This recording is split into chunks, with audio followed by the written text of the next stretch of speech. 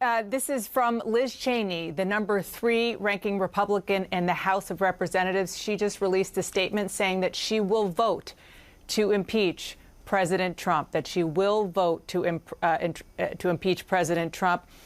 She says, talking about the insurrection, that this insurrection caused injury, death, and destruction in the most sacred space in our republic. She said the President of the United States summoned this mob, assembled the mob, and lit the flame of this attack. Everything that followed was his doing. She said the president could have immediately and forcefully intervened to stop the violence. He did not. There has never been a greater betrayal by a president of the United States of his office and his oath to the Constitution. I will vote to impeach the president. Again, this is Liz Cheney, the top ranking woman in the Republican Party, certainly the third ranking woman in the House of Representatives. She has been the one who has been the most critical of the president when he has done things and said things that were antithetical to just basic democratic values, never mind the areas where she has agreed with him on policy. This is a very, very big deal. And let's be clear, this is the hard thing to do. As a Republican I talked to earlier today reminded me, even now, even with everything that we have seen on Capitol Hill and everything that has come out since that attack on Wednesday, all the videos, all of the information from law enforcement and just what we've seen on social media, the feeling among most Republicans in the House is that this is not the right thing to do, is to side with the president, said that it is a witch hunt. The thing that Liz Cheney is doing is the opposite of that, and trying to lead the people in her caucus who say, you know what, we got to stand up for the Constitution. And so this is obviously a major moment, and we'll see how many people follow her when this vote takes place tomorrow. The #3 Republican in the House of Representatives. I mean, I'm reading her statement here together with you, Dana, and it sounds like it could have been written by one of the most liberal Democrats out there, especially when she says the President of the United States summoned this mob, assembled the mob, and lit the flame of this attack. Everything that followed was his doing, and that refers to the deaths that occurred when these thousands of individuals went up Pennsylvania and stormed Capitol Hill in a brutal, destructive way. I just want to get your thoughts as someone who covered the House of Representatives for quite a while. Dan, I assume with this statement from Liz Cheney, a whole bunch of other Republicans will join all the Democrats tomorrow and vote to impeach the president.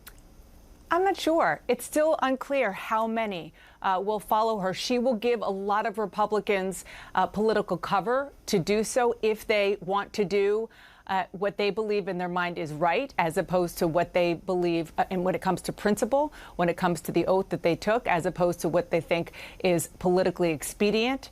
But I think the other thing, when you mentioned that it could have been written by a Democrat, it's important to take this moment to say, Liz Cheney is very conservative. Yes. She is no liberal. And there are a lot of very conservative Republicans who agree with her on this, because it's not about ideology in the political spectrum, on the spectrum within the American democracy. It's democracy itself. And that's what the point she's trying to make in this statement. And not just Democrats, but Republicans, they felt endangered by this mob. They felt threatened. They were worried about their own lives as these individuals were attacking the U.S. Capitol. Let me get Gloria in on this as well. Gloria, this is a dramatic moment. Yes, it really is. And in many ways, she has become the conscience of the Republican Party in the House. And she has told people that this is a vote of conscience, and she has expressed what her conscience is. And don't forget that this isn't the first time Liz Cheney has spoken out against this president and what he did. She said about 5 days ago that he lit the flame for the riots, and she was very critical of the president's phone call with Brad Raffensperger, the Secretary of State of Georgia. And she said that it's deeply troubling. And remember, she said to people, you really ought to listen to that entire call, because what you will hear on it will be deeply troubling to you. And she is not even talking about that in this statement. What she's talking about is the president inciting the insurrection and the people who attacked the U.S. Capitol, herself included. Jamie Gangel is watching all these unbelievable developments unfold right now. Jamie, I'll read the line that she says, Liz Cheney: "There has never been a greater betrayal by a president of the United States of his office and his oath to the Constitution."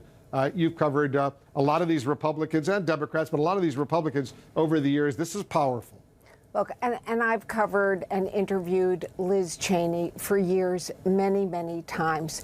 This was, I think, very clear, as both Dana and Gloria have said, that it was to be a vote of conscience.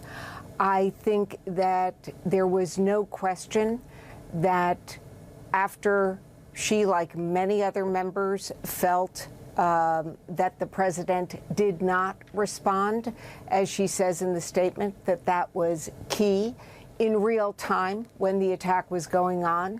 And then, as Dana was saying earlier this evening, he never showed any contrition or remorse.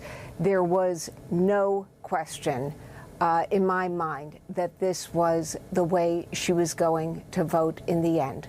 I also think we've been talking in the last week about a growing split in the Republican Party. And I think her vote tomorrow and her announcement of that vote today speaks volumes about what you're going to see going forward. There is going to be the Republican Party of Donald Trump, the people who will stay with him forever, and then there are going to be Republicans like Liz Cheney who are going to move away from him. And as we were just reporting from the New York Times with Jonathan Martin's reporting, Mitch McConnell has made it very clear that he is, by the New York Times reporting how angry he is at President Trump, and he's giving the Republicans in the House tomorrow a hall pass. He is saying it's okay to vote for impeachment, and as Jonathan Martin said earlier on the air to you, he thinks that Mitch McConnell would vote to convict in the Senate. So this is a tipping point, Wolf. Yeah, Mitch McConnell clearly right now hates President Trump, and Liz Cheney is making it clear she is blaming President Trump for that brutal assault on the U.S. Capitol and all the deaths that followed.